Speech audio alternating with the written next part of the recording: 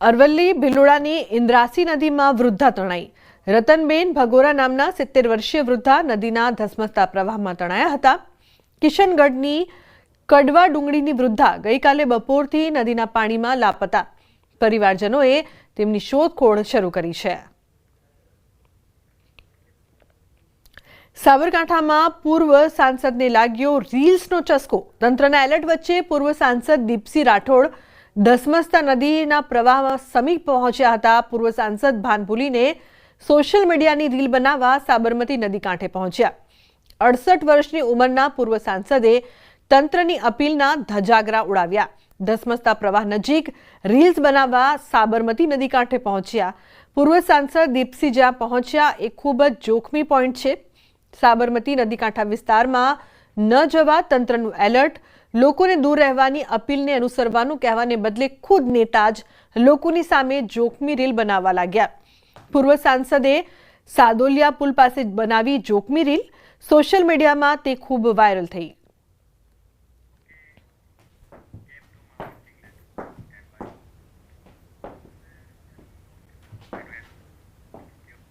તો હવે વાત કરીશું વરસાદની।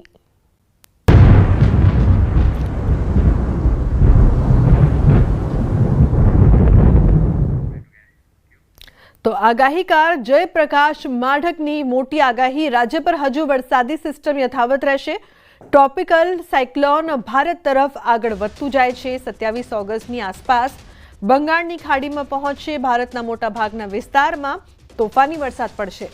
ગુજરાતમાં પણ તેની અસર વર્તાય તેવી સંભાવના છે।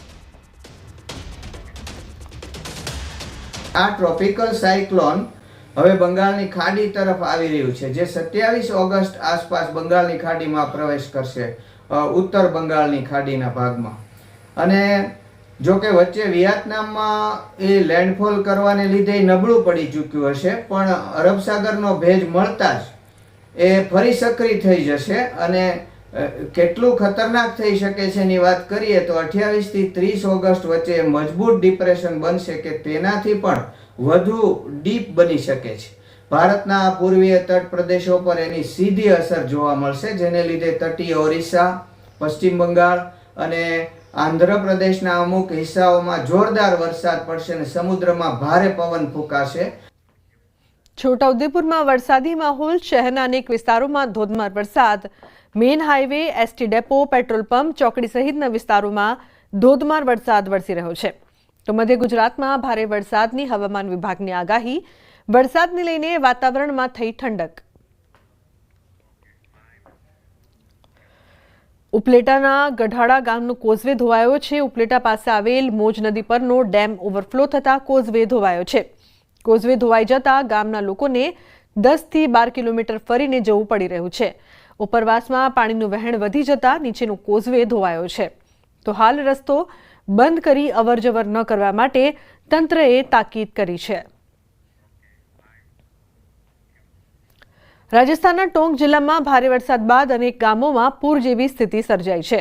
અહીં રાહોલી ગામમાં ડેમ તૂટવાથી ગામમાં પાણી ઘૂસી ગયું। અચાનક પાણીનો પ્રવાહ આવવાથી ઘરો અને દુકાનો 6 ફૂટ સુધી પાણીથી ભરાઈ ગયા। વરસાદી પાણી ભરાઈ જવાથી કરોડોનું નુકસાન થયું છે। પાણીના જોરદાર પ્રવાહમાં ઘણા પશુઓ તણાઈ ગયા છે। ઘરો અને દુકાનોમાં પાણી ભરાઈ જવાથી સામાન વરસાદના પાણીમાં ડૂબી ગયો છે। પ્રશાસને રાહત અને બચાવની કામગીરી કરી છે। મધ્યપ્રદેશના મંડલા જિલ્લામાં સતત વરસાદના કારણે નાળામાં પાણીનો પ્રવાહ વધ્યો છે। ગ્રામજનો પોતાનો જીવ જોખમમાં મૂકીને નાળા પાર કરતા જોવા મળ્યા। કેટલાક લોકો પગપાળા વહેતા પાણીને પાર કરતા જોવા મળ્યા, જ્યારે ક્યાંક લોકો હાથમાં બાઇક લઈને પાર કરવાનો પ્રયાસ કરતા જોવા મળ્યા હતા, જ્યારે કેટલાક લોકો ટ્રેક્ટરની મદદથી નાળા પાર કરી રહ્યા છે। છત્તીસગઢમાં સતત વરસાદના કારણે નદીઓ અને નાળાઓમાં પાણીનો જોરદાર પ્રવાહ। મંડલાના ડિંડોરી અનુપપુરમાં સ્થિતિ વકરી। સતત વરસાદના કારણે નર્મદા નદીનું જળસ્તર અચાનક વધી ગયું છે। નર્મદા નદીનું પાણી ભયજનક સપાટીને વટાવી ગયું છે। નાનો રાપતા પુલ સંપૂર્ણપણે ડૂબી ગયો છે। પુલ ઉપરથી લગભગ 2 ફૂટ પાણી વહી રહ્યું છે। લોકો આ પુલ પર ચાલવા માટે આવતા હતા। હવે પુલની બંને બાજુ બેરિકેડ્સ લગાવી દેવાયા છે। નર્મદા નદીના જળસ્તરમાં વધારાના કારણે મહિષ્મતી ઘાટ પાસે બનેલા નાના મંદિરો પણ પાણીમાં ડૂબી ગયા છે. અચાનક આવેલા પૂરના કારણે વહીવટીતંત્રે નર્મદા કિનારે રહેતા લોકોને સતર્ક રહેવા અપીલ પણ કરી છે. તો મધ્યપ્રદેશના મોરેનામાં છેલ્લા કેટલાક દિવસોથી સતત પડી રહેલા વરસાદના કારણે ચંબલ અને ક્વારી નદીઓમાં પૂરની સ્થિતિ છે. 1 ડઝનથી વધુ ગામના રસ્તાઓ સંપૂર્ણપણે બંધ છે. મંદિરના મેળામાં હાજરી આપવા આવેલા શ્રદ્ધાળુઓ મંદિરમાં જ ફસાઈ ગયા હતા, જેમને એસડીઆરએફ ટીમે બચાવી સલામત સ્થળે લઈ ગયા હતા.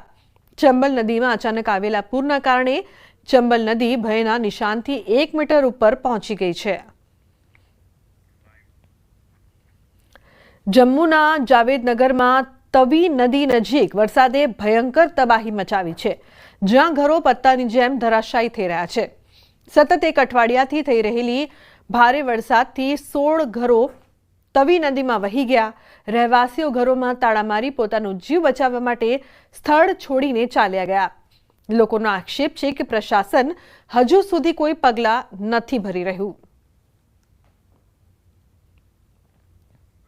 તો તબાહીના દ્રશ્યો જાવેદનગરમાં 16 ઘરો તવી નદીમાં વહી ગયા છે. જમ્મુ કાશ્મીરમાં કઈ રીતે વરસાદે તબાહી મચાવી છે. લોકો ઘર છોડીને સુરક્ષિત સ્થળે સ્થળાંતરિત થઈ રહ્યા છે. જમ્મુમાં વરસાદનો ભારે કહેર જોવા મળી રહ્યો છે. ઘરો છે તે પૂરમાં વહી ગયા હોય તેવા દ્રશ્યો પણ સામે આવ્યા. તો બીજી તરફ પ્રશાસન તરફથી યોગ્ય મદદ નથી મળી રહી તેવું પણ ત્યાંના લોકો કહી રહ્યા છે. आशियाना छोटा हो या बड़ा हो, जब बह जाता है तो दुख बेहद ज़्यादा होता है. मेरी मौजूदगी जम्मू के तवी नदी के नज़दीक जावेदनगर इलाके में है, जहां पर आई तेज़ बाढ़ से बेहद ज़्यादा नुकसान हो गया. बता दें कि ये जो इलाका आप देख रहे हैं, यहाँ पर ये जो मिट्टी का मलबा तवी में ढह गया है, ये सिर्फ मलबा या मिट्टी नहीं थी, ये घर थे लोगों के. ये सामने सिर्फ एक दीवार है और एक गेट रह गया है. यहाँ इसका जो पिछला हिस्सा मकान का था वो पूरी तरीके से ढह गया है. सिर्फ और सिर्फ गेट नज़र आ रहा है. मतलब साफ है कि ये जो कुदरती आपदा आई है, इसका हर एक को नुकसान हुआ है. खासकर तवी नदी के नज़दीक रहने वाले लोगों का नुकसान हुआ है. मेरे साथ यहाँ पर कुछ लोग मौजूद हैं, उनसे मैं बात करूँगी. आपको बता दें कि सर, मैं सबसे पहले आपसे जानना चाहूँगी कि लगातार ये बारिशें आ रही हैं, तो आप भी यहाँ पे रहते हैं, कितना नुकसान हुआ है? कल पानी आया, उसके पहले भी पानी आया. तो मैम हम यहाँ पे मकान में खड़े थे, छत में, हमारे नज़रों के सामने 4-5 मकान गिर चुके थे. तो मैम जब कल पानी आया तो कल हम यहाँ पे काफ़ी लोग खड़े थे, मीडिया वाले भी आए थे. तो मैम एक तो मकान वो गिरा है सामने, दूसरा मैम ये गिरा हुआ है. बिल्कुल. तो मैम एक मकान यहाँ पे था, छट गया आगे, तो ये भी गिर चुका है. तो ये इन्होंने कल क्या किया मैम, कोई सामान लेके कोई भाग रहे, कोई कहीं, इन्होंने गेट भी उठाया यहाँ से. गेट तोड़ा यार गेट, उन्होंने बोला चलो कुछ ना कुछ तो हमारा बच आए. तो मैम जिसका घर टूटता है तो वो सामान भी टूटता है, तो दुख उसको होता है. क्या कोई एडमिनिस्ट्रेशन की तरफ से कोई आया, उन्होंने कोई सुरक्षित जगहों पर आपको पहुँचाया? एडमिनिस्ट्रेशन भी आई है बेचारी, वो भी आती है, उनको भी काफ़ी जगह, सब जगह में पानी चढ़ता है, वो भी यारी आती है, देखते जाते, वो यार लिखते नाम शाम हमारा, जिसका मकान गया वो जितना उनका फर्ज है वो बनता है. लेकिन मैम સમાચારનો પ્રવાહ યથાવત રહેશે. હાલ